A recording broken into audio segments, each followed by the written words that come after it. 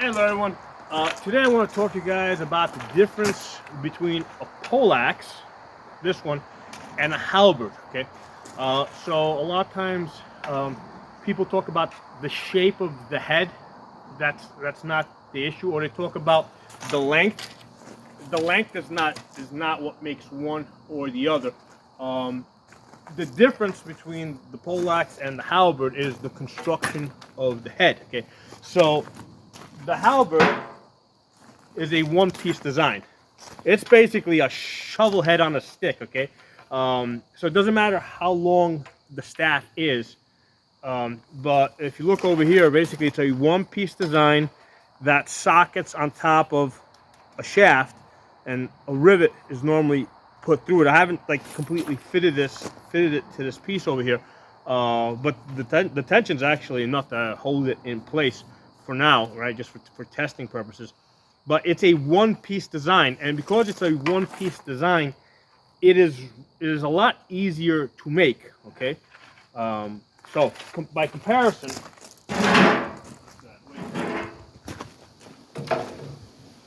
the poleaxe, the head is a two-piece design. Okay, so you've got a top spike, right, that basically comes down, and that's what holds this axe in place on top of the shaft. Uh, so basically, you've got some type of an axe head, and it doesn't make a difference whether it's a hammer or whether it's got like a crow's beak, right? That none of that matters, right? This comes up now. These two pieces aren't going to fit together because I haven't fitted them, but this basically comes down, right, and it basically locks this in place.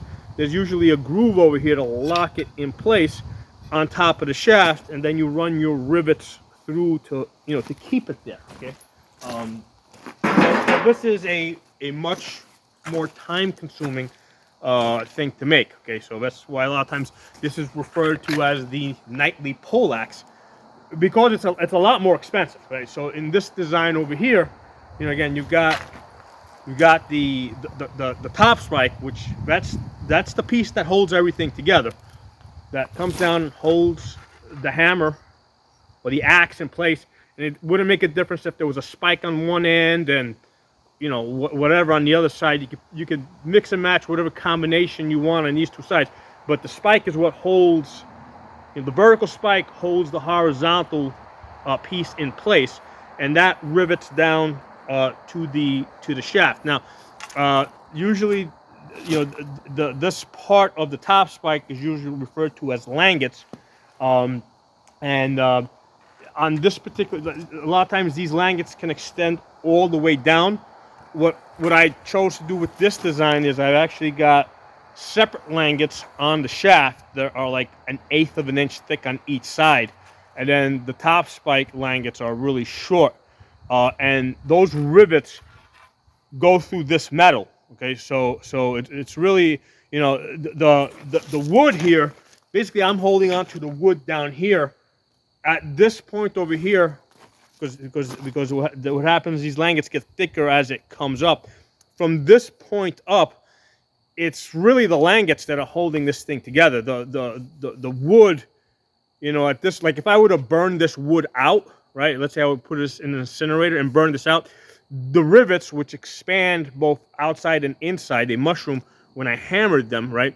The rivets would be enough to hold everything in place from here to here, even if I was to burn this wood out. Okay, so the wood only really comes into play down here, where the langets get really thin, and I'm holding on to it. Okay, so there's your poleaxe, right? Now, because the head tends to be of a heavier construction, there's a limit to how long this can be. It's usually about the height of the person that's using it. Okay, I mean, it can be a little bit shorter, it can be a little bit longer, but there's the issue here is that as you try to make it longer, the head needs to be lighter. Okay, if you're going to have if the head's going to be a little bit heavier, then it needs to be shorter so that you can move it, right? And I want to be able to hold this from the end, right, and swing this around and recover it. Okay, when we get in close,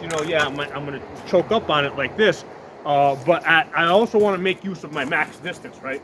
Because if we start out at max distance, I want to be able to take that shot at max distance.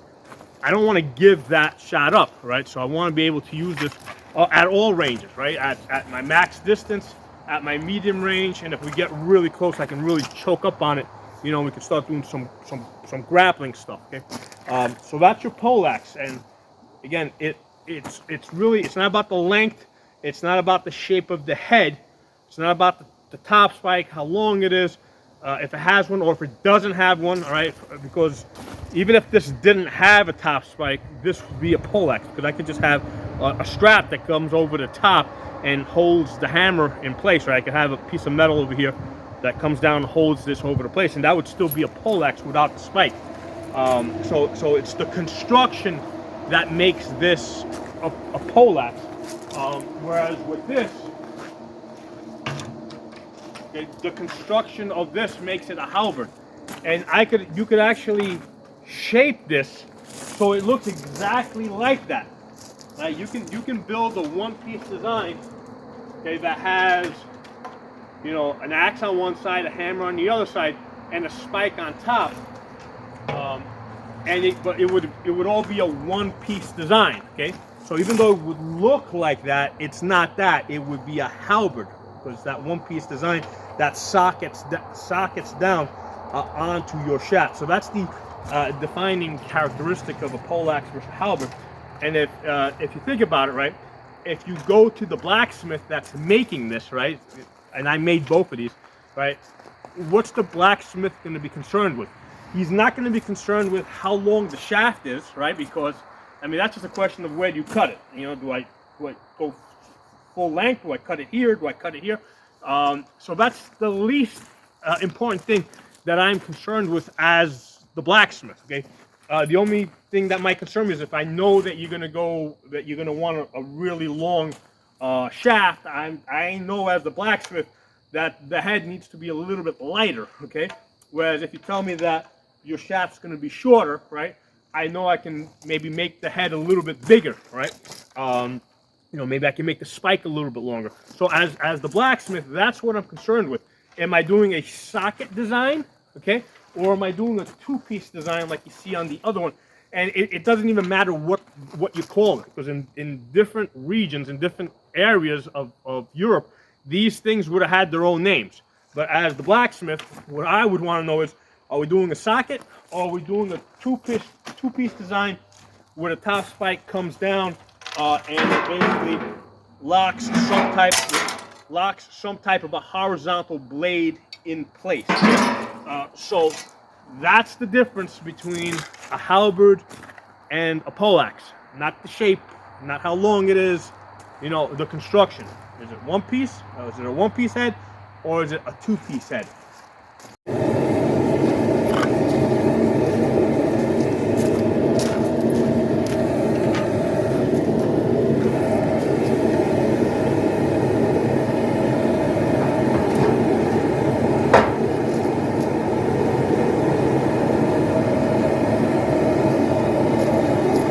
Halberd incoming.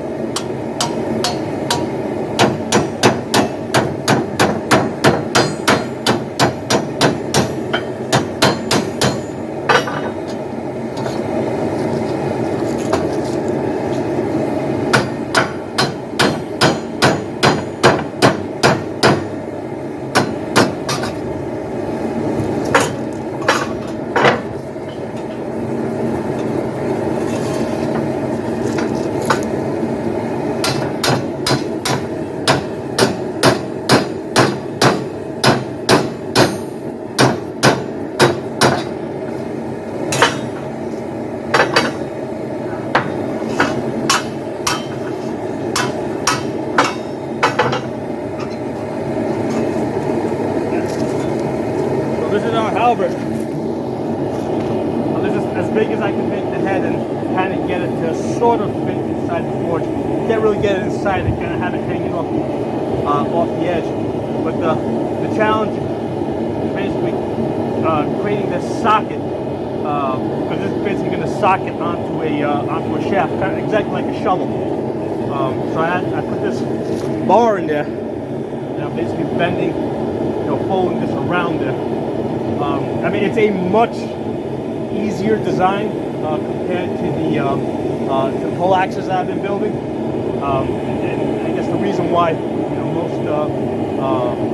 most soldiers got halberds rather than poleaxes. But it's also lighter, right? Even though it looks bigger, like it has a bigger head, the metal's much thinner. So you can have this on a longer shaft. You can have this on an 8-foot shaft. Whereas with the poleaxe, it's got a heavier head, so you can't put it on a real long shaft. You're kind of limited by the weight of the head. But this design here is a much simpler to make and lighter. And the reason why it was more common.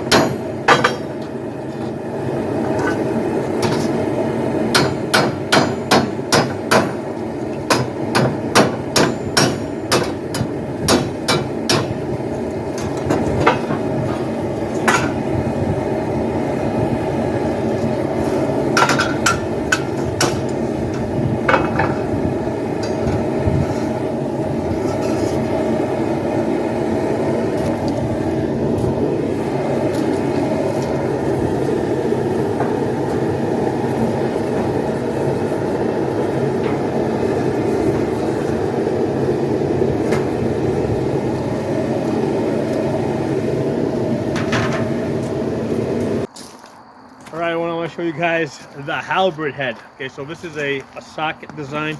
Where basically it's a single piece of metal. Where basically I folded a socket over here. I rolled this into a socket, and this goes on top of a shaft. So compared to the poleaxe that I did last week, I mean, this is a much easier, simpler design. It's also lighter. Like this head, I think it weighs 1 pound. 7 ounces.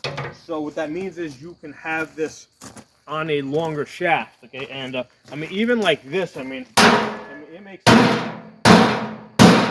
a pretty wicked hand axe. And I mean, I did harden this and temper it, so pretty good in the stab. I'm gonna mount it onto this piece of rattan that I happen to have handy here, and we'll see how this feels. Okay, I think I'm using rattan because it's hard to find like 9-foot, a 9-foot pole to put this on. Otherwise, all right. So I've temporarily mounted this on this 10-foot piece of rattan pole, and like I said, this is the only 10-foot pole I happen to have handy, and I don't know where I would find any other poles that are this long.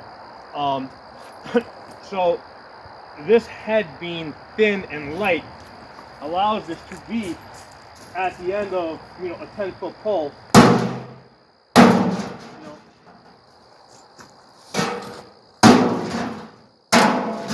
Honestly, the fact that this thing is so wobbly is hard for me to work with right now. But come back here.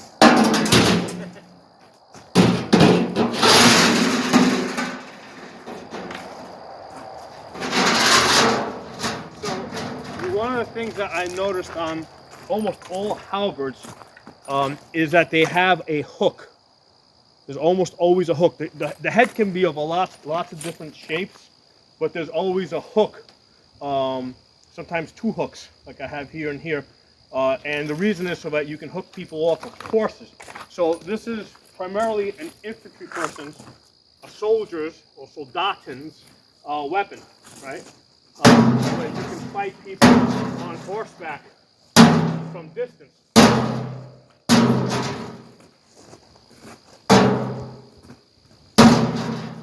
So, you know, even though this is a wobbly piece of rattan, you know, for 10 feet long, you know, we can see how the design of the halberd head being so light allows us to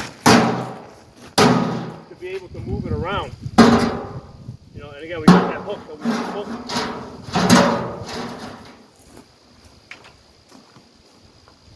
So, you know, two very different weapons.